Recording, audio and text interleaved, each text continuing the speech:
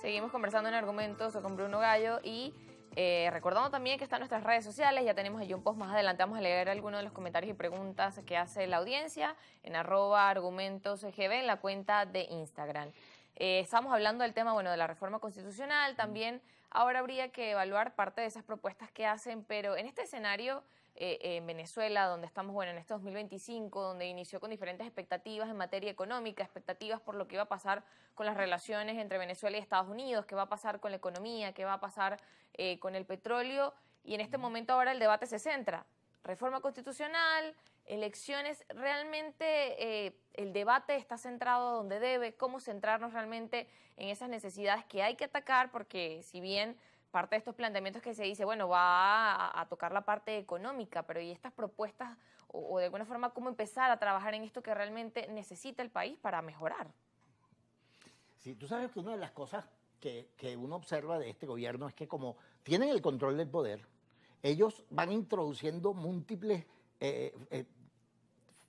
digamos, elementos que complejizan a tal punto la realidad que uno entonces se entretiene en una u otra cosa. Yo creo que una de las cosas que tiene que hacer esta oposición es abandonar el debate de la superfluosidad, ese debate absolutamente superfluo que se resuelve con una ofensa, con un adjetivo, poniéndole etiquetas a todo el mundo, y generar estructuras de intelectuales, digamos políticos de alto nivel, que sean capaces de leer, de descifrar lo que el gobierno está haciendo y poder oponerse democráticamente a ello. Tener claro cuál es la estrategia del gobierno y en consecuencia generar una estrategia. Pero si estamos permanentemente entretenidos en lo puntual, en la coyuntura, y no somos capaces de tener una visión estratégica, no somos capaces de ponernos de acuerdo en una visión estratégica, entonces ellos siempre van a tener una ventaja. Entonces, es entender la complejidad de la situación que estamos viviendo, multifactorial, llena de elementos que la hacen tremendamente difícil de descifrar y, en consecuencia, generar un consenso en torno a una política para enfrentarla. No una política con una consigna absolutamente vacía de vamos hasta el final y un montón de fanfarronerías, oponerse al gobierno, sino que oponerse con una política concreta. Si usted tiene un proyecto de constitución, nosotros tenemos un proyecto de defensa de esta o de estas otras modificaciones. Eso requiere cierto nivel de consenso, pero también requiere un cierto nivel de ponerle la cabeza a lo que pasa. Entonces, este es el único país donde las academias de la historia, de economía, de física, de matemática dicen una cosa y los partidos políticos andan en otra. Entonces, es tiempo de escuchar a la academia, es tiempo de escuchar a las universidades, es tiempo de consensuar una política para oponerse, repito, en mayúscula, porque no estoy invitando a ninguna cosa absolutamente subversiva o ilegal, democráticamente oponérsele a un gobierno con aspiraciones de quedarse en el poder. Bien, y en ese planteamiento que usted hace, bueno, es parte de la Asamblea Nacional, tiene allí también pues una responsabilidad como funcionario público. ¿Cómo realmente se centra y cómo realmente hace esas propuestas desde este espacio, por ejemplo, tan importante como lo es el Parlamento, y también como representante, por ejemplo, de un partido político como Avanzada Progresista? Fíjate que la Asamblea tiene 20 diputados opositores, 20. Ellos tienen 250 y pico de diputados afectos al gobierno. La genialidad de la oposición,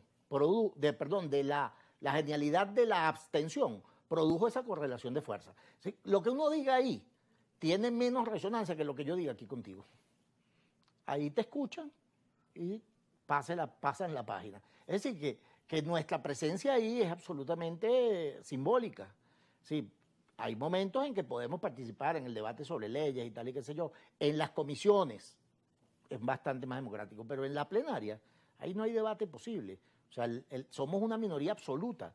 Entonces, es más importante nuestra presencia en estos medios para decirle a la gente lo que pensamos y ofrecer una estrategia de confrontación democrática con el gobierno. Claro, igual sigue siendo también un espacio de debate y donde es importante presentar esas propuestas. Lo menciono porque también Sí. aquí la semana pasada estaba un diputado y decía, bueno, sigo trabajando en una propuesta, por ejemplo, en el caso de la reforma de la ley de hidrocarburos, porque es necesario pensar a futuro Sí. cómo trabajar con el petróleo y que es necesario para mejorar la economía. Y también, como decía, bueno, desde los partidos, cómo sentarse y cómo realmente centrarse en eso, en que el debate esté en lo que realmente necesitan los venezolanos, cómo avanzar en ese consenso, cómo desde su perspectiva lo hacen, porque más allá de decirlo es cómo eso se transmite o se traduce en una realidad. Sí. Bueno, lo primero, fíjate, ¿qué sería lo primero que yo invitaría a la gente? A cambiar la correlación de fuerza. 2015 fue una extraordinaria oportunidad cuando la oposición tuvo la mayoría en la Asamblea. Fue una extraordinaria oportunidad para cambiar las cosas, para comenzar a hacer debate legislativo de verdad. Pero entonces se aprovechó la Asamblea de 2015 para ver cómo salimos del gobierno. Si nosotros no salimos de esa especie de permanente maniqueísmo de buenos y malos, patriotas y realistas, blancos y negros, si nosotros no nos salimos de ahí, es imposible pensar en una ley de hidrocarburos para enfrentarnos al futuro. Porque va a ser una ley de hidrocarburos del chavismo y una ley de hidrocarburos de los que no son chavistas, ¿no? Y eso no tiene ningún sentido. La ley de hidrocarburos, por ejemplo, es un tema en torno al cual todos los venezolanos debíamos consensuar una política, ¿no? El levantamiento de las sanciones que afectan más a la gente de a pie que al gobierno, bueno, eso es un tema para debatirlo como nación. Es decir, hay unas políticas de Estado que deben ser generadoras de consenso, ¿no? En la que todos los venezolanos deberíamos coincidir. Y allí hay una buena oportunidad en la Asamblea de hacer cosas en común. Hay otras como esto de cambiarle la estructura del Estado para mantenerse en el poder, que ahí no puede haber consenso posible. Ahí, bueno, lo que debemos es dar un debate público y para eso es más útil argumentos que la Asamblea Nacional. Bueno, y donde también cada quien tiene que presentar sus argumentos Claro. para realmente evaluar esas Claro. propuestas y ver realmente qué es lo que se quiere y ver el trasfondo de cada una de estas Es áreas. correcto. Nos corresponde ir a la pausa, pero al regreso ya venimos con la última parte de esta entrevista con Bruno Gallo. No se muevan.